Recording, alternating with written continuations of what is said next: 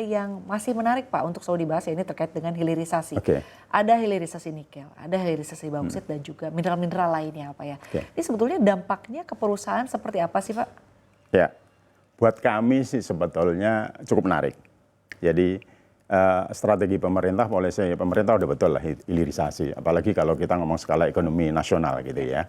Tetapi kita sebagai penyedia kita sebagai jasa pertambangan di mana kita bekerja dari concession owner, diperlukan tambang itu, raw material itu untuk smelter, maka sangat tergantung dari situ. As long as sebetulnya smelternya nambah, artinya opportunity kita nambah. Nah, kalau kita lihat nikel, posisinya kan sekarang udah moratorium, tidak diperkenakan lagi. Artinya apa? Kebutuhan raw material, ore itu akan terbatas sejauh itu. Kemudian kalau kita lihat bauksit itu cukup menarik. Karena setelah nikel itu pada posisi jenuh, maka hampir semuanya secara umum melihat ke bauksit alumina. Ya. Nah, maka kesempatan itu cukup bagus. Jadi pilihan baru ya Pak ya? Ya, nah, ini udah mulai banyak nih. Jadi opportunity-nya cukup banyak di situ. Kemudian kalau kita lihat emas, ini emas menarik nih. Kalau kita lihat emas itu harganya udah 2 kali lipat dari tahun lalu, dari nggak nyampe 2.000, sekarang 4.000 lebih. Iya. Wah itu gila kan, luar biasa harganya. Jadi itu cukup menarik. Kita punya cadangan emas yang luar biasa. Mudah-mudahan itu jadi rezeki kita, rezeki Indonesia untuk terus mendorong ekonomi kita. Kemudian kalau batu bara, kalau hilirisasi itu misalnya benar-benar berjalan, kemudian kita menghasilkan sesuatu dari situ. Kemudian kita bisa pakai misalnya coal gasification dan kemudian dipakai, itu artinya apa? Kebutuhan coal juga akan naik.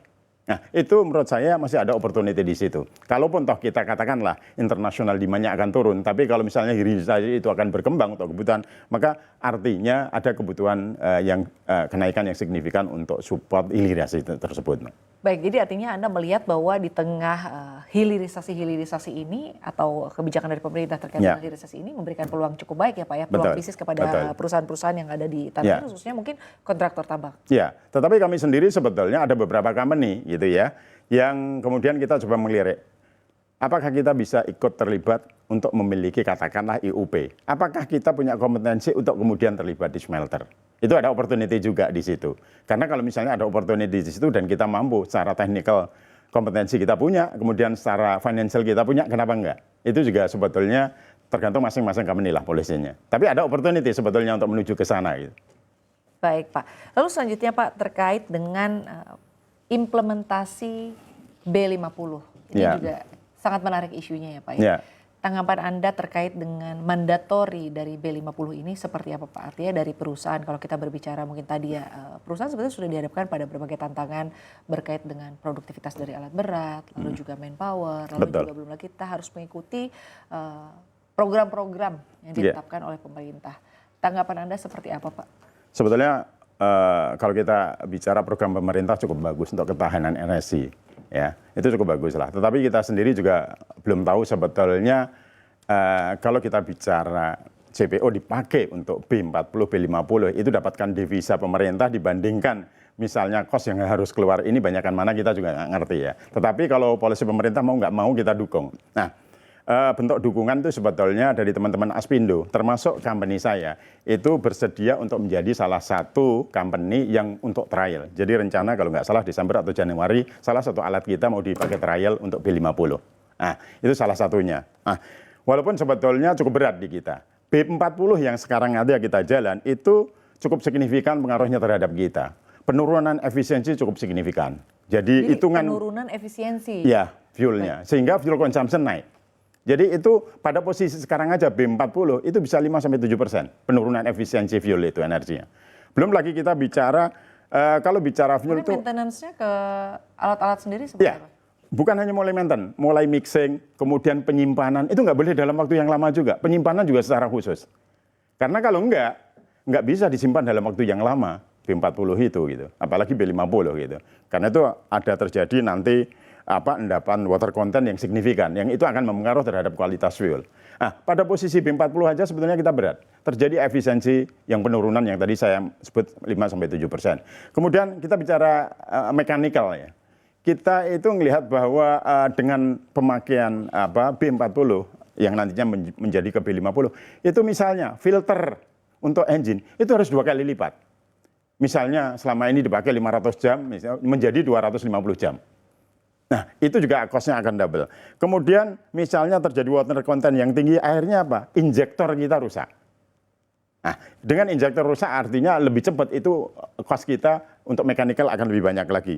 Kemudian kita kadang-kadang ini diskusi sama si distributor, artinya equipment distributor, itu juga, ini masih ditanggung nggak warantinya? Nah, itu jadi masalah juga itu. Jadi itu baru bicara B40. B50 menurut saya sih efisiensinya akan turun lagi. Setelah turun 5 menjadi 7%, bisa jadi 8-9% kira-kira. Nah, itu cost akan naik. Efisiensi itu bukan hanya cost naik, efisiensi yang turun, tapi harga dari B30 ke B40 aja naik. Jadi subsidi mungkin dikurangi, kita nggak tahu persis angkanya berapa pemerintah. B50 kalau dikurangin lagi subsidinya, artinya harga akan naik lagi. Baik, jadi B50 sebetulnya kalau kita berbicara mengenai dampaknya ke biaya operasional malah meningkat ya Pak ya? Tentu itu akan meningkat gitu.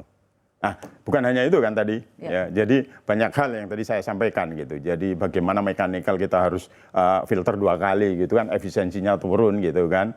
Nah, belum lagi ngomong mulai dari penyimpanan gitu, banyak hal lah yang sebetulnya. Maka sebetulnya kita berharap sebetulnya pemerintah lakukan research dulu, studi dulu yang benar-benar bagus, kemudian kita siapkan antisipasinya baru di-apply, diimplementasi. Saya berharap bahwa pada saat diimplementasi tahun depan, pertengahan, itu hasilnya sudah ada. Sehingga hasil itu memberikan dampak positif buat kita. Baik Pak, di tengah rencana untuk segera diimplementasikan apa ya untuk B50 ini. Nah, dari pelaku usaha atau dari asosiasi sendiri, apakah didengarkan aspirasinya atau ada dialog-dialog atau ada komunikasi Pak terkait dengan artinya tantangan-tantangan yang mungkin akan dihadapi di tengah situasi yang sebetulnya saat ini sudah cukup menantang ya Pak, bukan hanya persoalan penerapan dari B50 ini secara umum, saat ini mungkin perusahaan sedang dihadapkan pada tantangan yang cukup sulit ya, di tengah kondisi ekonomi global saat ini.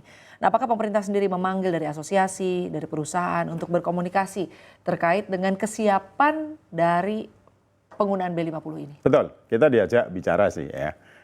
Beberapa asosiasi dipanggil untuk diajak diskusi, salah satunya Aspindo, kemudian teman-teman Pertabi yang Persatuan Ahli Alat Berat juga dipanggil, ada teman-teman yang lain asosiasi juga dipanggil diajak diskusi.